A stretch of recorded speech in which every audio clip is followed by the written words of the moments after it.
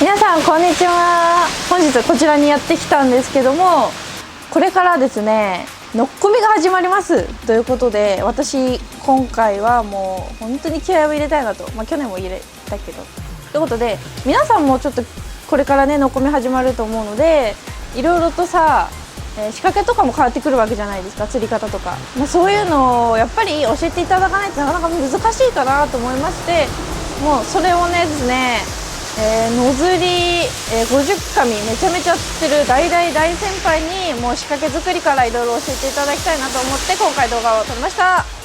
今日は本当ももちさんの持ち込み企画ですから。そう、持ち込み企画で本当単純に私が気になったのをぜひ皆さんもね気になってるかなと思ったんで、概要といたしましては、はい、先輩からキョベラ釣りの仕掛け作りだったり、そうですね、キョベラのノウハウをね、はい、ちょっと教えていただくんですけど、はい、仕掛けを作るにはやっぱりその人の全てを踏襲しないといけないということで、道糸、ハリス、その他並びにもろもろを全部先輩が使っているものを購入して、それを使って仕掛け作り、そしてその後野釣りのキョベラ釣りのノウハウを教えていただくという動画にしたいと思います、はい、なので今日は2店舗釣り具屋さんを巡るんですけど、まずは埼玉県熊谷市にある銭屋さんですね、ここからスタートです。じゃあ先輩をお呼びしましょう。はい、それではお願いします。鈴木さん照れちゃうね。すいません、鈴木さんいつもありがとうございます。よろしくお願いします。一つね、ももちがまた気合い入れてね、大型狙うということで、私が使ってる、道糸、ハリスですね。今日銭屋さんに置いてあるんで、今回ね買いに来たんですけど、これがねいいか悪いかはね、使った方がね判断してもらえればいいかと思うんで、今回はその2点買いに来てます。はい。であとはね、去年ももちね釣らなくてね、何回か泣き入れてたんでね、今年は泣きが入んないようにね、頑張っていければと思いますね。はい、すいませんが、ちょっと今日はお店の購入シーンから鈴木さんのご自宅を借りてのいろいろ仕掛け作りだったり、一日よろしくお願いします。はい。はい。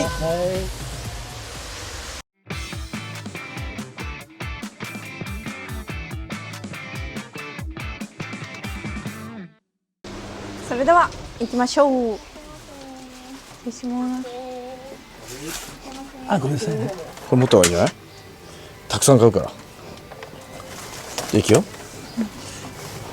すいません、鈴木さん。じゃあまずね、道糸ね。で、私ね、だいたい今春の大型、本当にね尺半以上になると、はい、やっぱり太めじゃないとね、はい、あれなんで、はい、中には細くともって言うんだけど、やっぱり失敗がないように私は結構ごつい仕掛け作ってます。はい、でこれ、ヘレオじゃないんだけど、これのね私がいいところっていうのは結構張りがある糸なんで、結構長竿の置き底、今結構これいい道糸じゃないかなと思って、これ今使ってるんですね。これが3号です。3号、はい。であとももちなんかそういう普段ね近くでやるときに道糸何号ぐらい使ってるの？近くですか？近くだともう 1.5 ですね、野釣りだと。1.5になっちゃう。1.5。もし使うんだったら、どうせほら金は出してくれるからさ、好きにいっぱい買ってっちゃったら。全部ここからここまで。ざーっと。この12ポンドっていうのがこれが道と3号。道と3号になるんですね。で 1.5 だからこの半分6ですよね。はい。6か。1.5だからそうだね。はい、買っちゃいましょう。じゃあこれは。で鈴木さん、これヘラの道糸じゃないですよね。これね違うんだよね。これね。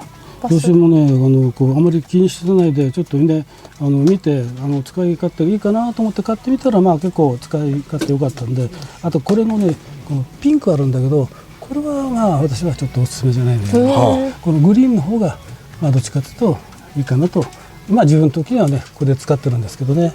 はい。やっぱ伸びも少ない。伸びないですね。伸びもないし、で中にはほら縮む糸もあるからね。やっぱり伸び縮みないやつの方がね棚動けないんで、これがいいかとは思って今は使ってます。ありがとうございます。購入で。あとハリスね。ハリスだそうです。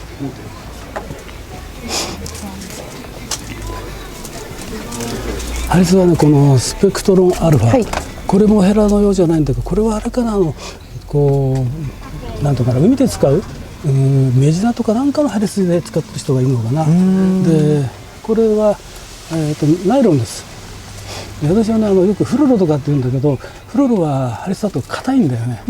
でナイロンと比べると衝撃の強い衝撃だと切れやすいんだよね、フロロ。だからこのナイロンで、これもあんまり伸びなくてしなやかで、これはすごく使い勝手いいんですね。で号数も結構細かくあるんでね。そうですね。そう5本もありますね。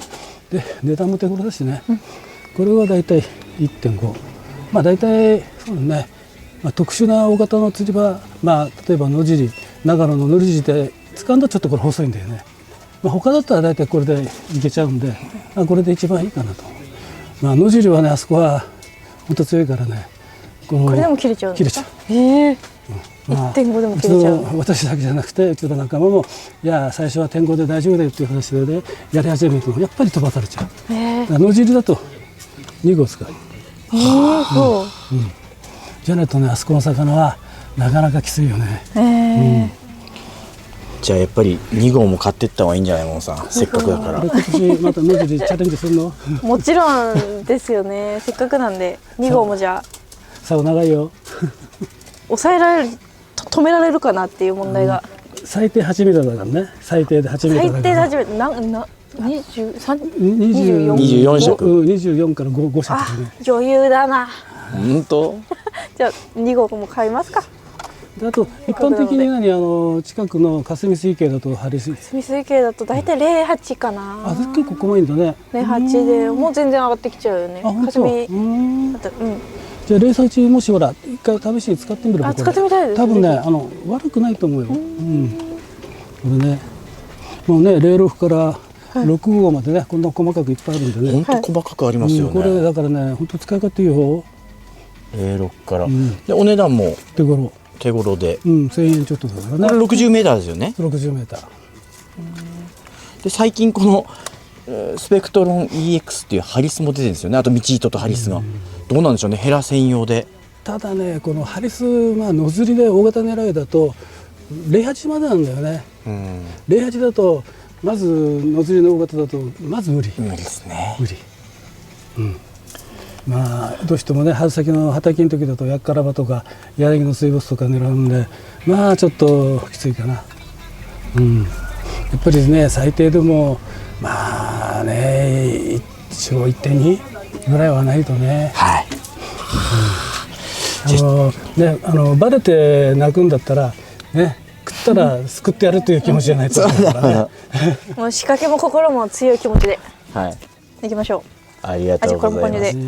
あと針はどうしたらいいですかね。針ね、私ら使ってるやつもう廃盤になっちゃったんだよね。今ね、本当にヘラ関係のメーカーのね、昔いいものもほとんどね、どんどんなくなってきちゃってるんでね。彼なんか針今何使ってるの？今僕はキョベラだったらサイト。ですね。針がなくなっちゃったからな。あれなんか今年またなんか針一つ減るような話ちょっと聞いたんだけど。なんかガンマ活が新しく出すみたいですよ。針。そうなんだ。ガンマ活どういうの出すのかな。いやちょっと僕も出すよっていうだけで情報まで入れてなくて。ほとんどやっぱりガマの針が多いんだよね、使ってたのね。ただもうね、なくなっちゃった廃盤でね。そうなんだ。これカメラこれかプルフト使ってたんだこれ。大体僕普段霞とか、普通の流れ川の時にはプロストを使ってますね。結構軸もしっかりしてて重さもあるんで、ドボンとかやるとき、いいなと思って。道糸とハリスだけかと思いきや、振り出しの竿もちょっと見ようということで、今見てます。普段野尻だと本流竿を使ってるんですもんね。そうで、超長竿になっちゃうとやっぱりあそこは向かい風になってほとんど振れなくなるんで、やっぱりね、ごつくてしっかりしたっていうとこの本流竿、よくこのスーパーゲーム、これの一応10メーターまでこれあるんで、それの中でね、これ何メーターですか？これはね、9メーターから9メーター50で、これだったら野尻いけちゃう。これはね、ちょっとなんだろう、これは何のやつかな。これもスーパーゲームでいろんな種類あるのね。そうなんだ。私が使ってるね野尻の 9m50 はHH プラスって本当に硬いのね。まあ下手すとほら野尻の場合だと向かい風だって10メートル以上吹くから、それを振り切らなくちゃならないんで、硬くないとね風に負けちゃうんで。そっか。ここではちょっと9メートルの差はちょっとつなげないですけどね、なかなか今だからこういうやつを選んで使ってるね。だから一番野尻で短いんだとまあ大体7メーター50から8メーター。鉄が一番野尻のまあ俗に言う電黒っていうところだと、まあそれが一番短いそうで、長いんだと、まあ去年かな、おとしか出た新しいの10メーターなんだよね。それが一番長い竿かな、使ってるんだよね。はい、じゃあももさん、はい。購入しました。あれグルテンまで入ってる。グルテンも大事。せっかくなんでね、購入させていただきました。はい、じゃあそしたら次の釣り屋さんに移動するんで、はい。早速車に乗って雨の中移動しましょう。ゴー。それでは鈴木さん、釣り具屋2か所目フィッション査定さんに来ました。じゃあすみません、鈴木さんが普段買ってる仕掛けをまたこちらで売ってるものを、はい、教えてください。このサルカンね、はい、これね、これいつもこの12番というのを使ってるのね。12番。これね。はい。でこれなんでこれちょっと普通に大きいのね。はい。じゃないと普段ほら針大きいの使ってるんで、これのこの輪っかのところ、これがねちょっとある程度大きくないと針抜けないんだよね。なるほどね。だからね、でも大きいからといってね、まあ当たりが出ないとかそんなにね今までやってて経験してないんでね、まあこのぐらい全然普通に当たり出すから、はい、大丈夫だと思いますね。でこれとね、あとね、まあ、強いて言うとこのゴム管かな。ゴム管。まあ私なんかほらちょっとほら浮きもちょっと大きめで、太いの使って足も太いからこの L 使ってるのね。はい。これ、はい。でなんでこれ使うかっていうと、例えばこれよくこれシリコンの浮き止めあるじゃない。はいはいはいはいはいはい。シリコンの浮きのねこのゴムだと多分これねたまに切れたりとか口が割れたりしちゃうのね。そうするとトラブルの元になるんで、このゴムはねほとんど今まで使ってねそれがない。はあ。だからまあトラブル防止にもなるし、まあ丈夫だとね一番ね使い勝手いいと思うんでよくこれは使ってます。はい。あとね、これだ、このコネクタ、はい、コネクタこれね S とこの M があるのね。はい。これ。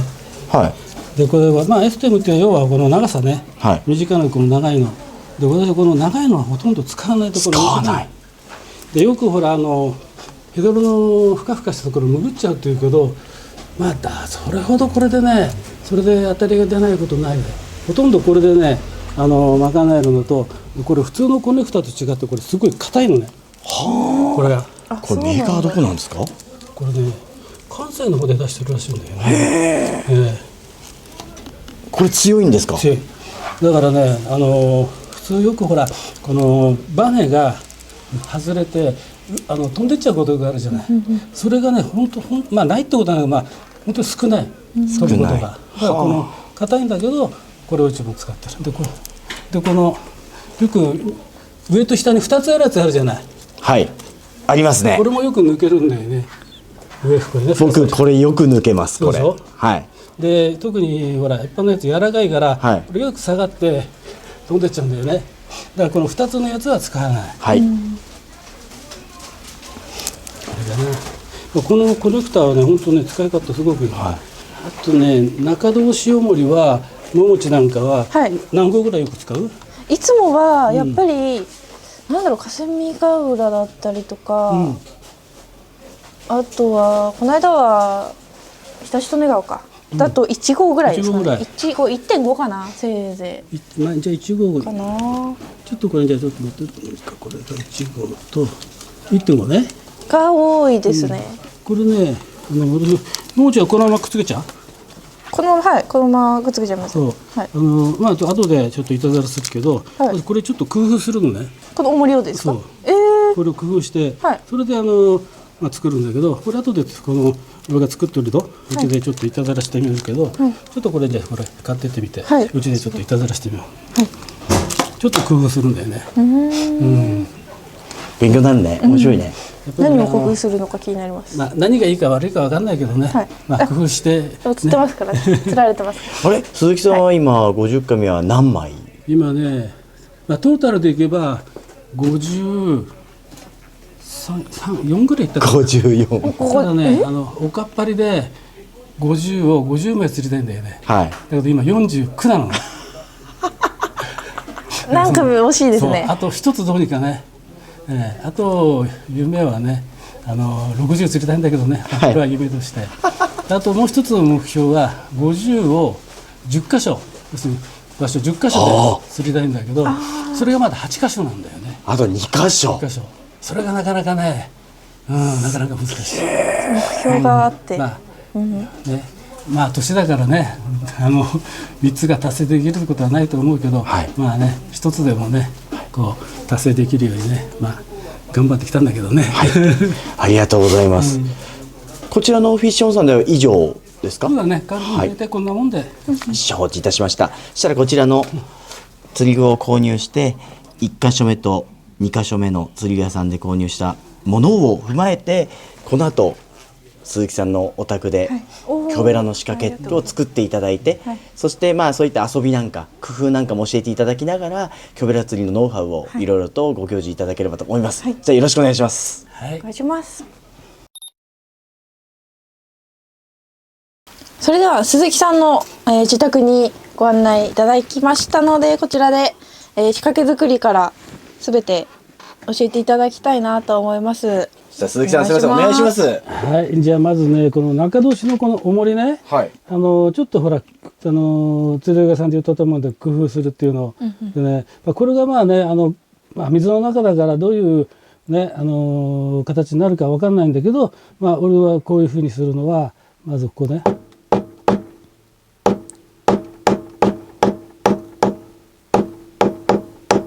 潰すの。こうやって潰すのね。で、ここを縦にするの。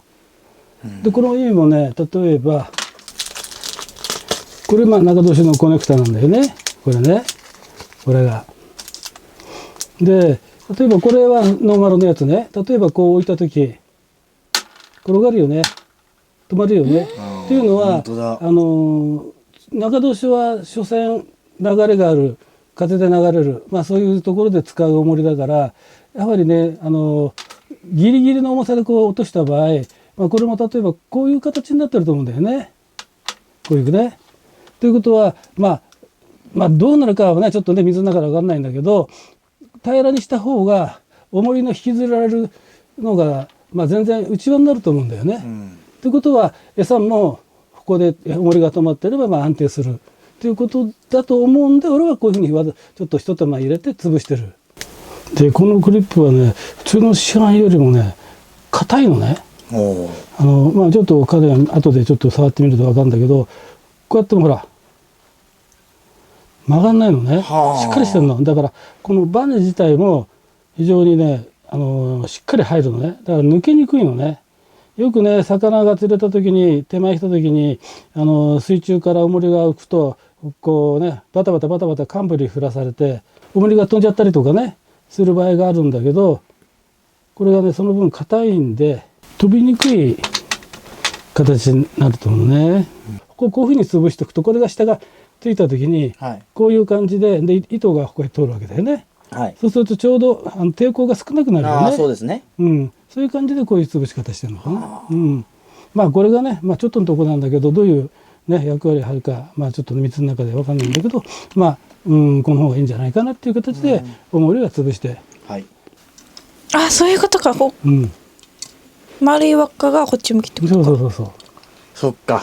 潰す位置も大事なんですね。そうこそうの丸がちゃんと縦になるように輪っかが。あともう一つは何かというと、ここにねその号数が出てるの。ここ潰しちゃうと号数も潰しちゃうんだよね。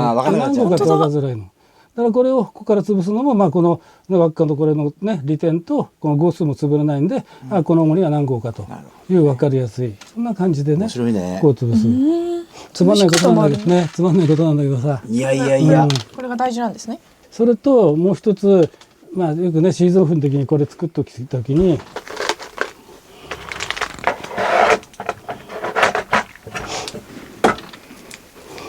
これをね、俺はね、これ塗っちゃうのね。なんでですか？これをこうやって塗っちゃうの。これね、なんでかっていうと、これ新しい光ってるでしょ。はい。なんかこう、まあ魚がね、どうとか見た感じ光ってるんだったら光ってない方が違和感がないと思うのね。だから俺はまあ塗っちゃうの。はい。これ黒くマジックで。普通の油性のマジックで塗っちゃっておくの。まあ効果がどうとかっていうのはわからない。ただ金谷なんかも洗ってて、光ってるものが落ちてるの分かるよね。わかります。でも黒いやつだったら分かんないよね。はい。それと同じだと思うんでね。はでこれは重りは当然餌の近くにあるわけだから、まあ変なものが目立つやつがあるんだったら目立たない方がいいんじゃないかと。ただまあそれだけのことなんだけど、それで俺は黒く塗っちゃ今回ウルトラですね。GTR のウルトラウルトラ3号ですよね。う。サンゴですね。やっぱこれは長竿の時にすごい有利な糸。そうっていうのはね、今ちょっと出してね見てみるけど、はいちょっと胸触ってみて。針があるでしょ。はい。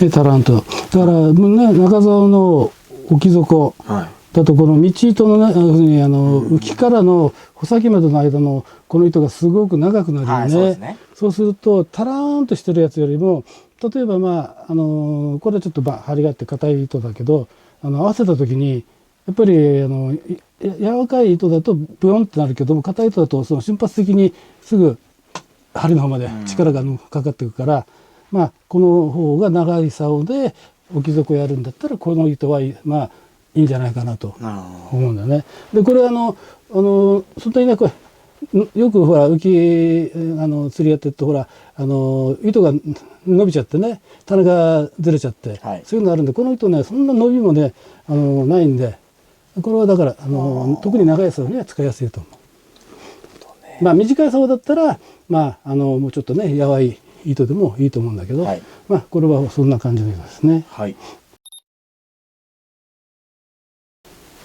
これからリリアンにつける頭のところね。頭のところですね。ここもねちょっとで工夫してあるのね。っていうのはこういう太い糸、はい、太い糸は例えばリリアンつくのこれ父は作るよね、こうやってね。これね、これ父は頭のとこ作るよね、はい、こうやって。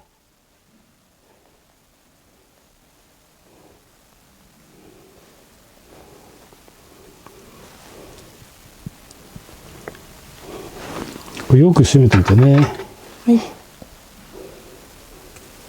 でも普通はほらこれもう一つこうやって作るじゃない。作りますね。これ俺は作らないの。なぜかっていうと、この太い糸とかこういうちょっとね細めの糸だと釣ってる時に緩んじゃうんだよね。緩みますね。緩みました。3号とかになると。そうそう抜けちゃうんだよね。ね、でましてその時に魚がかかった時にカツンつってね、その潮干にこう抜けちゃったらそのままはいさよならになっちゃうんで、この先にね、これもも糸のちょっと太いやつなんだけど、昔ねこれあれだったんだよね。本当いいのなかったんだよね、うちらの時代昔。でたまたま当時もも糸っていうのが流行ってて、でこれの太いやつを買いに行ったんだけど、このね大きいのしかなくてね、これ1000メートルあるんだよね。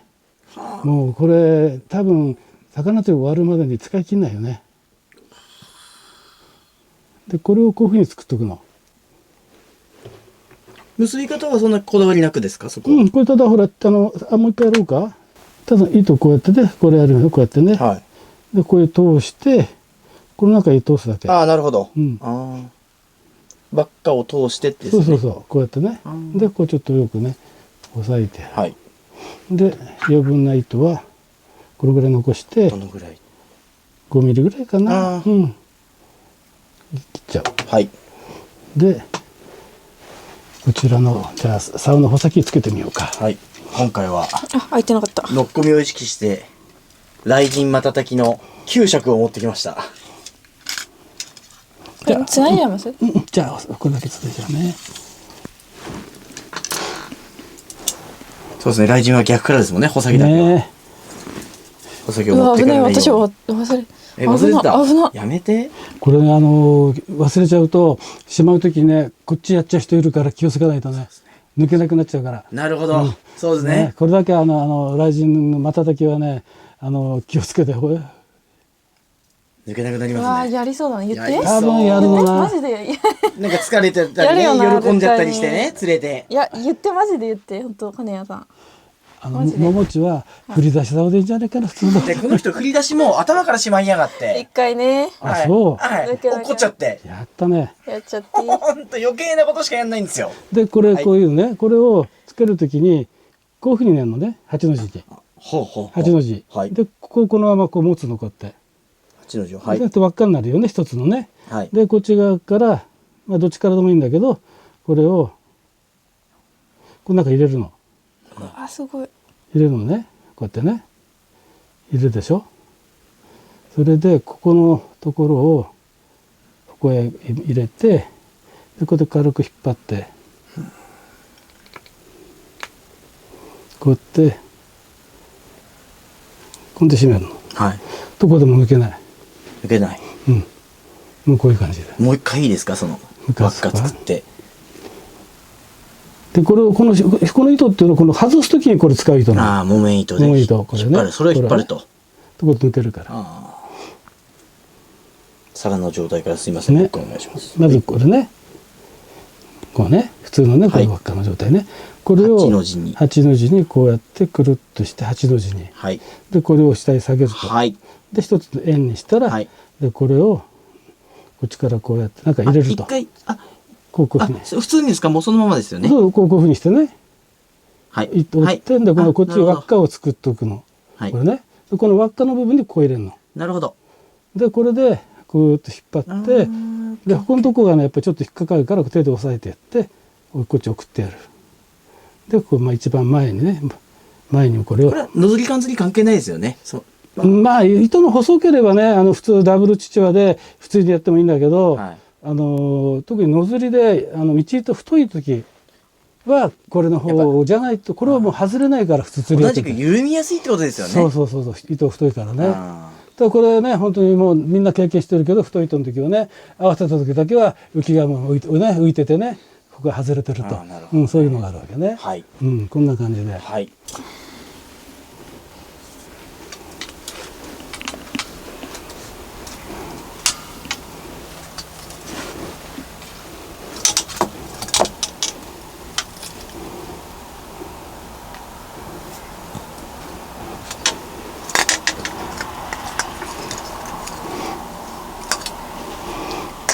で彼なんかどうちょっとあれからちょっと長めにしとくとか。はい。大体鈴木さんはグリップエンドですか？だいたいここだね。あ、そこで切っちゃう。ここだいたいこのもう、そうだね。ここにちょうどあれかな、サルカンがつく。あ、じゃあ本当にそう。もう元の方、ケツそうの方じゃなくてそうここだつなぎ目グリップの上の方なんですね。そう。まあとりあえずじゃあちょっと長めに作っとくね。これ詰めるの簡単だから後でやるけど。はい。あ、詰めるところも知りたい。でこのゴム管なんだけど、よくシリコンとかあるじゃない。はい。あれだとこの縦ここは割れたり、であとここから切れたりトラブルあるんだよね。はい。でこのやつはほとんどない今まで使ってて、よっぽどほらね何回も2年もね3年も使ってればいくらかね傷んでくるけど、俺が使ってて切れたのは古いやつが1回切れただけかな、縦割りな。それ以上ねここから外れることもないし、まずトラブルは本当に少ない。はい。でよくねこういうやつだと重いんじゃないかっていうけど、結果的にノズリ抜きっていうのはある程度の浮力を持ってある程度しっかりした浮きじゃないとやっぱり安定しないんでね、全然この使ったって釣りにね支障をきたすようなものじゃないんで、大丈夫ですね。まずは浮きゴムから入れてんですね。っていうのはこれ次サルカン入れちゃうんで、そうするとここに入んなくなっちゃうんで。次サルカンですか。そうするとね、これ先につけちゃっておくと、やってる時はこれスーッと滑ってもう落ちないんだよね。止まるってことですね。そう。でこれもねちょっとね普通のみんなが使ってるちょっと若干ね大きめ使ってます。はい。でこのサルカンをつける時に金谷なんかどうやって使ってる？やっぱ父は？僕は父親でやってますそうだよね。とここに間空くよね。間空きます。その分ね、それは俺はねなんかちょっとね嫌なんで、その間作んないです。これ一回単行部作ります。単行部。はい。こうやって。あ、ごめんなさい。はい。これただのね普通の単行部ね、こうやってね。ね、ただね、はいこう本当に昆布結び。そう昆布結びね、こうやってただ本当にこうやって1回だけでこれ中入れるよね。単行部を中に入れる。中入れるね、はいこうやってでここをこうバツにすんの、こっちこうやってバツね、はいこう上持ってきてね、でこれをこう待って後ろからこれを入れてやるの、こうやってそれでこうゆっくり持ってって単行部のところの下のところへこう合わせて、で今度引っ張ってやる、でこの大丈夫。もう一回いいですか？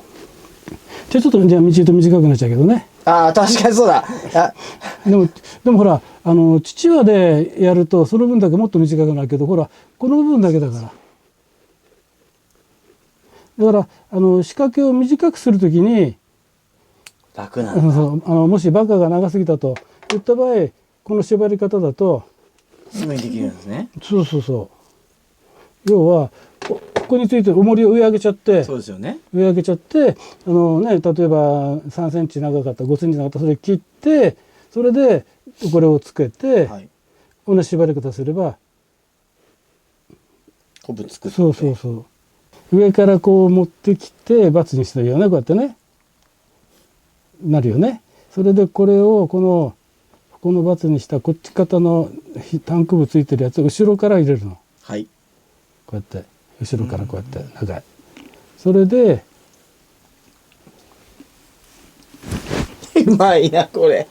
難しいぞ。でこうやって縛るの。簡単は簡単ですから、慣れれば。簡単いや切ってるキュッキュッキュッキュッキュッって終わりで、ここでもう突破消えちゃってるから、まあ多分ちょっともう引っ張ってみて、こうやってずれないから。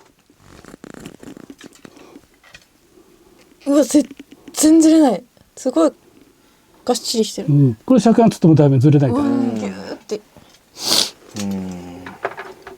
そうするとほら仕掛け調整、長さの調整も、ねその場ですぐ簡単にできるし、ね釣り台に乗ったでねちょってね短くできるから、だからまあ最初作る時ちょっと長めに作っといてもいいかもしれないよね。でこれね、はい。でこれで浮き戸のゴムを作ると。でやっぱこのモメ糸ね、今市販でね多分いいの出てるんで、それでも全然問題ないね。モメ糸ですか？でこれねまず1個は適当に。大体何回ぐらい巻くんですか？これ10回。これやっぱりほらどうしてもほら浮きがほらでかいから大きくてやっぱり太いの使うとやっぱりそれだけね抵抗が多いんで。うまい。指入れてんだね、右手も中指を。ああそういうことね。ずれないんだ。意外にこれ重要だよ。そう浮きがね、ずれちゃったら元も子もないからね。なんかな。でここを持ってここでこれ引くときに絶対キュッて引っ張るのよ、ゆっくりね。こうやってゆっくり。これなんでゆっくりかっていうと回数巻いてるんで勢いよく引っ張っちゃうと両端だけ締まっちゃって真ん中が締まんないのね。だからこうやってゆっくりこうやって引っ張ってやるの、こうやってほら一つするんです。で引っ張る前にちょっとゆっくりかこうやってなでてやるの。それでここ持ってでここでギューって引っ張ってやる。これね濡れるともっと締まるから。そうですね。だからあんまりきつく入れすぎると本当にねこうやってカチカチに締まっちゃうから。まあここはまあ加減でね。ただまあねこのぐらいしてみとけば。硬さ見てみて。硬さです。うわ全然だ。これ水に締まるともっと硬いから。うわすげえ硬っ。このぐらい。こんなに硬いんですね。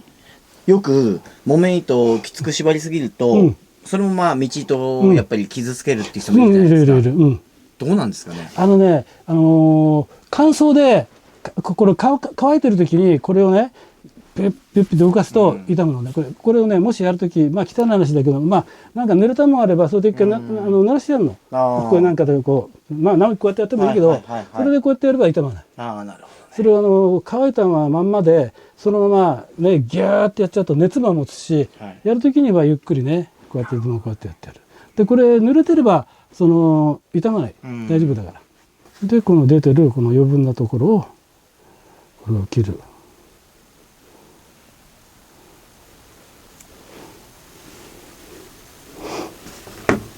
でこれは今度下ね。はい。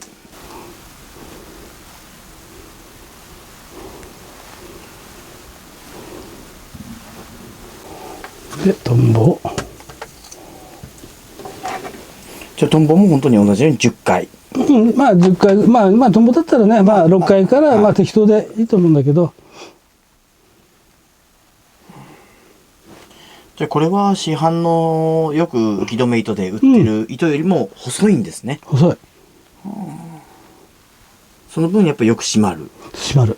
やっぱ道糸と一緒ですね。太いと緩むけど、細いとキューッと締まるんですね。締まる。昔ねこういうの出て縛るやつ、まあ、出てたんだけど滑るんだよね。今のやつはもっといいのが出てるからねあれだと思うんだけど。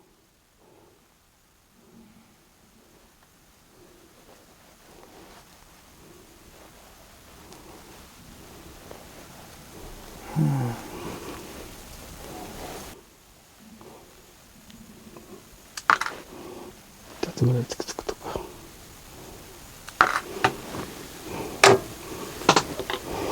でここのところをねまずねこの下を若干流るやつね。でこれをやるときに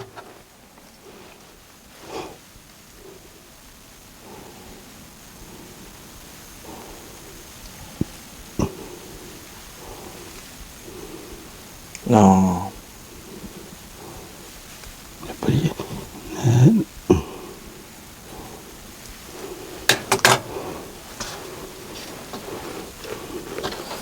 鈴木さんはサルカンの上にウレタンチューブとか巻かないんですね。はい。まあ糸太いからね傷むってことはそんなにないんで、だからまあ俺はつけないんであれをつけちゃうとこの重りがね太くなっちゃうんだよね。でここをこう潰してでここを巻いてあげると。でなるべくねここがね太くならないようにきれいにね巻くこと。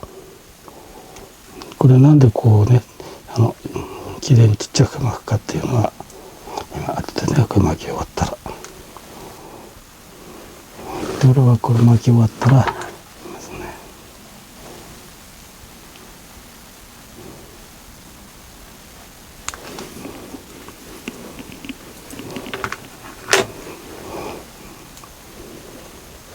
角の方はいつもこうやってやっていくのね。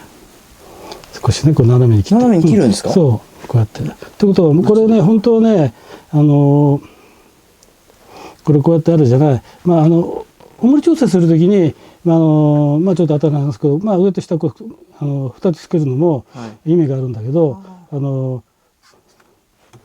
切るときにざっくりこうやって俺斜めにこう切っちゃうの上の部分だけね。これなんていうかっていうと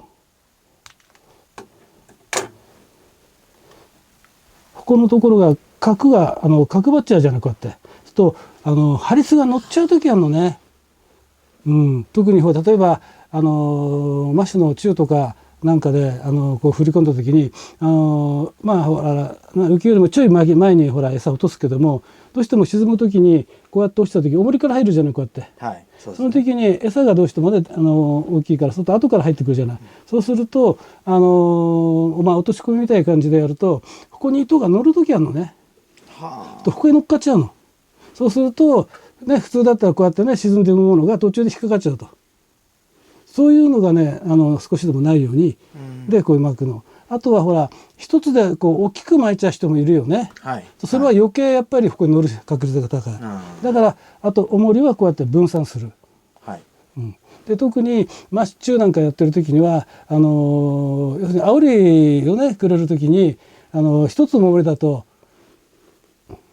重りをほら分散する時にもう1個しかないんだよね。で2つあれば、じゃあ1つはこの辺にしといて、もう1つは上上げて、要するにゆっくりね餌を沈める時にも浮かし重りの移動が可能だということ。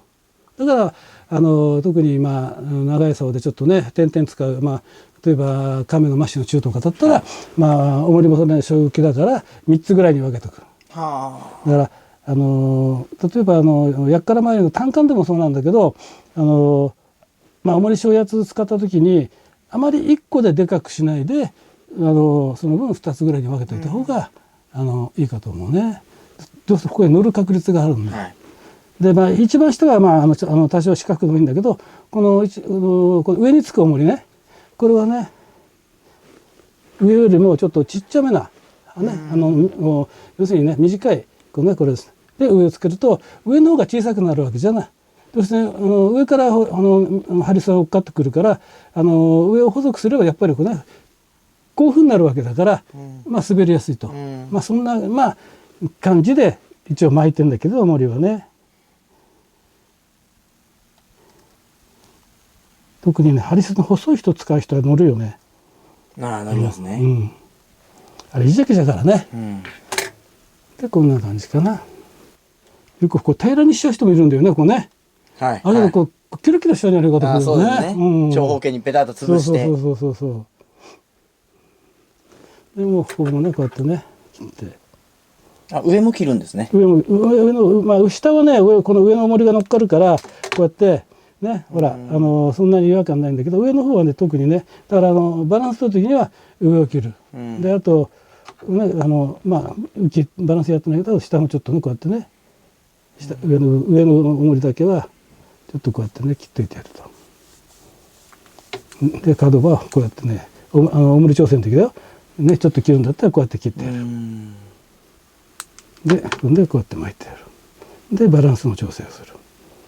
じゃあバランス調整する時も上を切る。そう上を切るなるべく。ただあんまり上をね切っちゃってこのバランスが良くなければそのね見てね下もちょっと落としていくから、そんな感じで綺麗でしょ。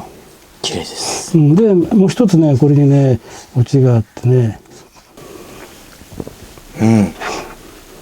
糸ですか。これをねもう一つ作ってんの。重りの上に。よくなんていうかな単管でも何でも底釣りやってる時に産卵期なんてどうしてもスレがどうしてもつきものになるじゃない。その時にかけてグワッて入られて外れた時に重りが上上がったりこうありますね。するよね。それを少しでもそういうのが防止するようにこれで一応ステッパーつけてるの。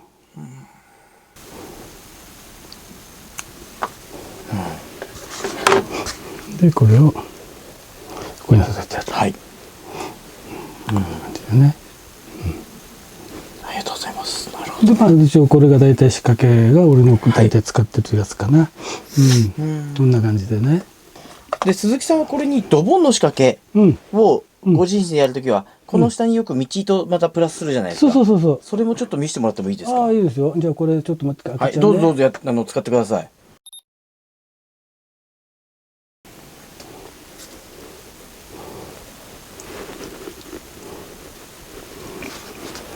これにつけちゃっていいのかな。はい大丈夫です。じゃあまずこれねさっきの結び方ですね。こんな結び方で。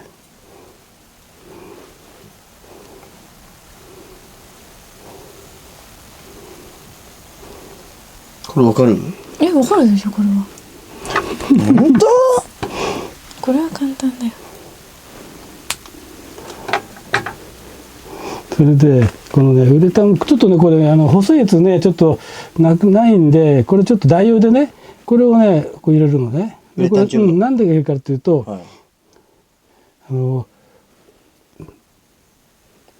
るほどね。要するにねこれがね食い込んじゃう時あるのねこれがここへね。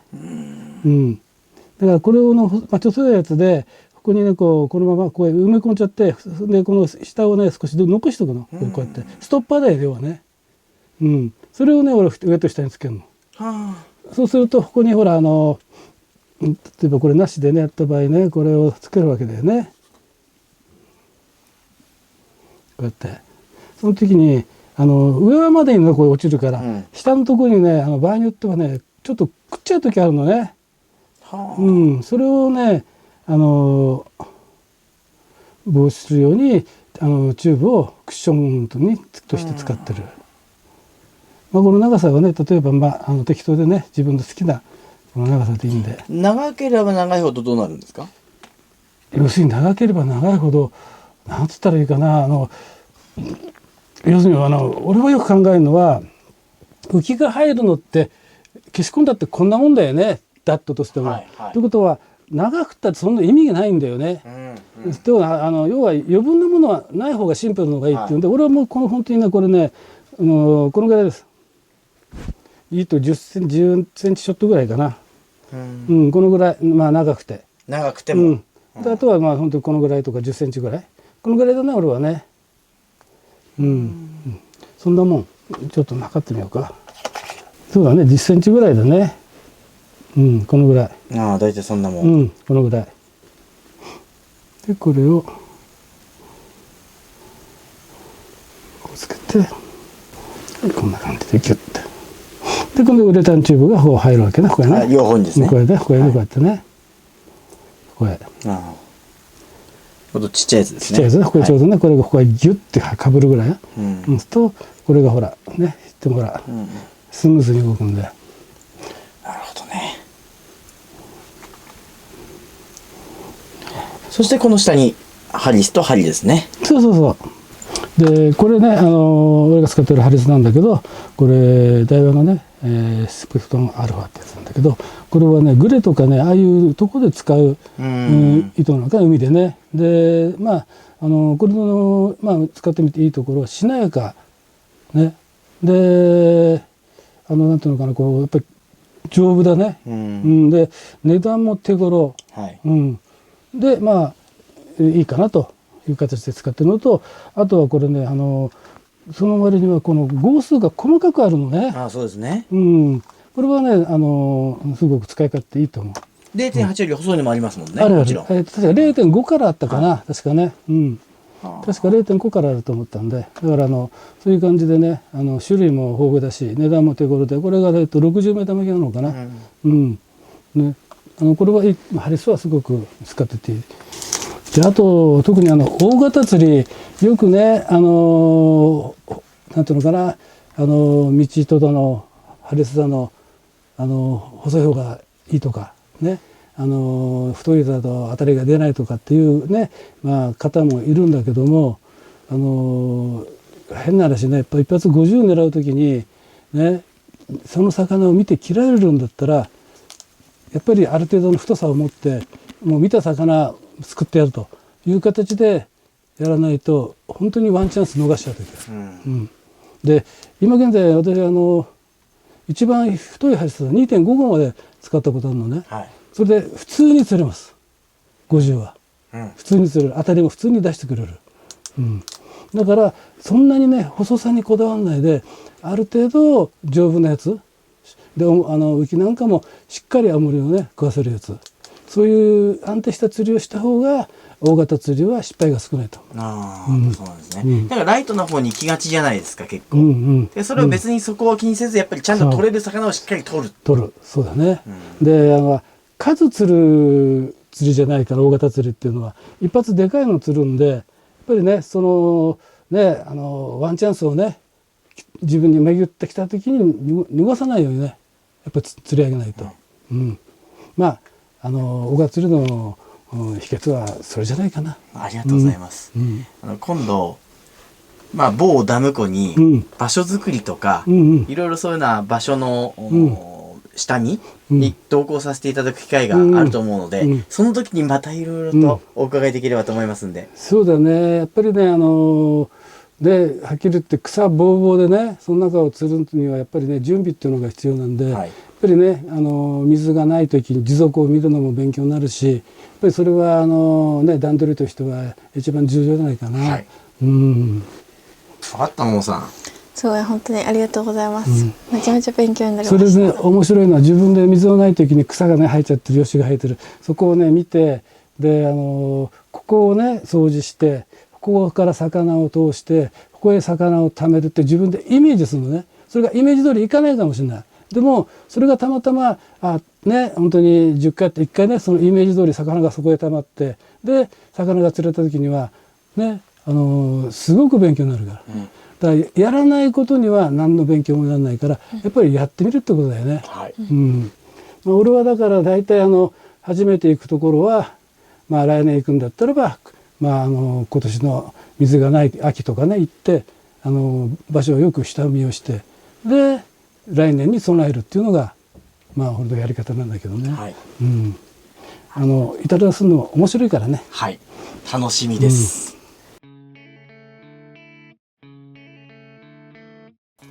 はい、それじゃあお疲れ様でした。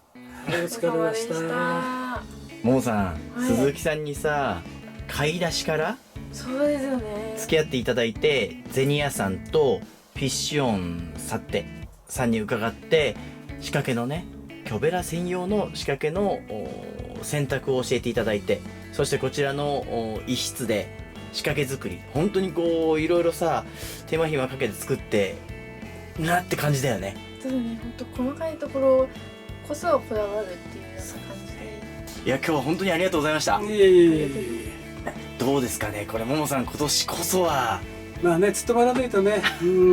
だから去年はほらね一年中気合入っちゃったけど今年はもうある程度ねこう絞ったところで気合入れてでやっぱり釣りはほら朝から晩まで一生懸命やったから釣れるもんじゃないんでね地合ってのがあるから休む時は休む、昼寝する時は昼寝する、そんな感じでねのんびり楽しくやるのが魚釣りだから。